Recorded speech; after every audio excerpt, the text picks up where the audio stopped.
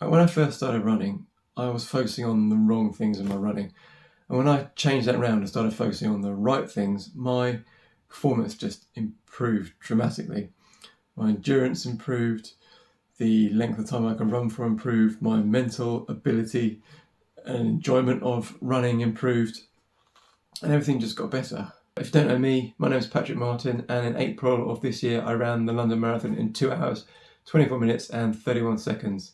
I was 42 years old at the time, and I'd only been running for 3.5 years.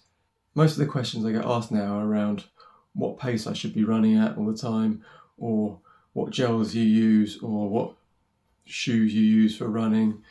People have said to me that they don't know what pace to run their runs at, and because of that they just don't run because they're worried about running at the wrong pace, and so they're totally paralysed because of information overload, because there's so much information out there about running that they don't even go out running because they don't know if they're doing it right, and they don't want to mess it up, and they don't want to do it wrong.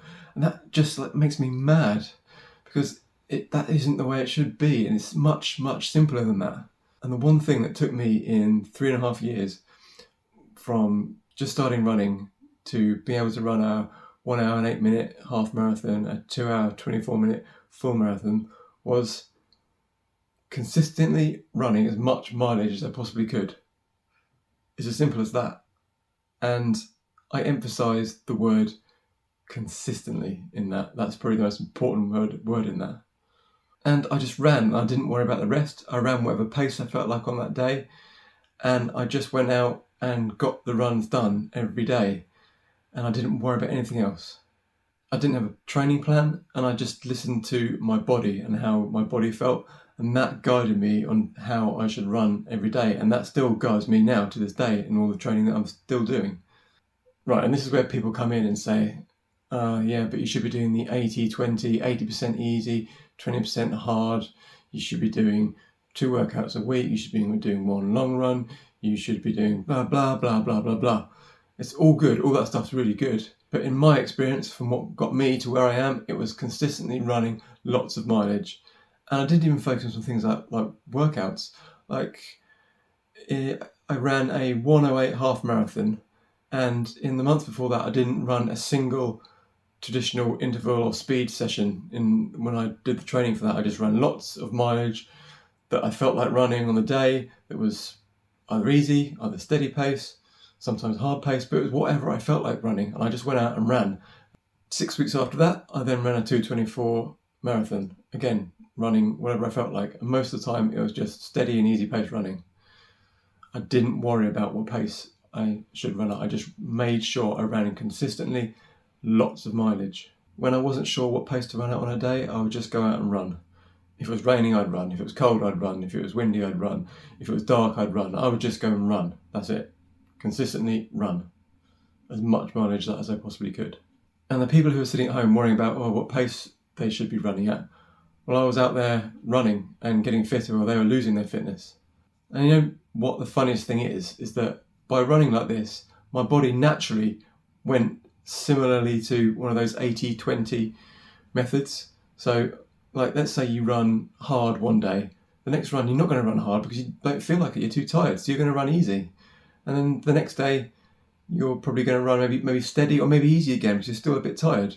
And the next day you might do a long run, but then the next day you might run easy again, and then maybe easy again, and then maybe a steady run, and then maybe a faster run. So you naturally fall into this pattern anyway that's kind of similar to the 80-20 approach, but by running how you feel. It's not possible to run hard runs every day.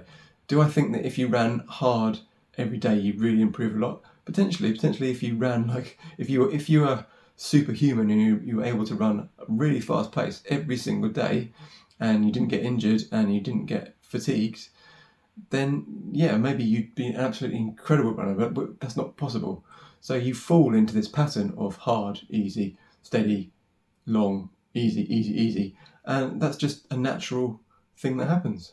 And running as much mileage as you possibly can goes for any level.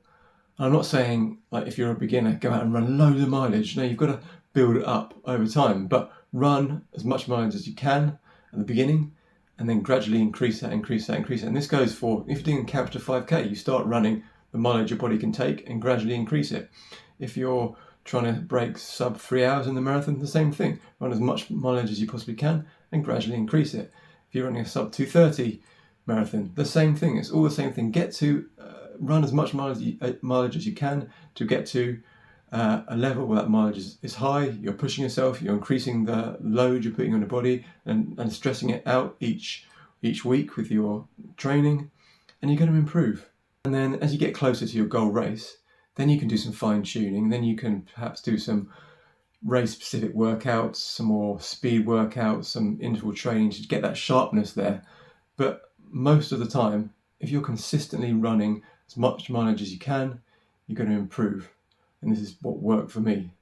And I'm constantly running consistently high mileage. In the last couple of weeks, I've run more than 200 kilometers in each of those weeks. And the weeks before, I've been very close to the 200 kilometers. I'm consistently running that high mileage because I know and I can see the improvements it's making in my training. And if you don't follow me on Strava, follow me on Strava and see how consistent I am and see how it can be done. Many of you'll be thinking, oh, you're gonna get injuries from doing this, but for me, my body is just adapted all the time. It's adapted to the mileage. It's got more used to it. It's got fitter the more I increase the mileage. My muscles, my skeleton, my tendons are getting stronger and getting used to the mileage. So I notice each week when I go out and do a long run, or when I go out, my body is just adapted a little bit more. And especially over time, like if you go look at a period of 6 weeks, I really see the difference. I really see my fitness improving, my body improving, my body getting stronger because of this consistent high mileage. And back a few months ago, I did a video of when I was running 100-mile weeks, and I did it over the course of 7 months. So I ran an average of 100-mile weeks for 7 months. So if you want to see how I did, check out that video. I'll put a link in the description below. And just have a look at what that looked like for me and how I improved and the results I got from that. Anyway, as always, thanks so much for watching. Please like and subscribe, and keep running.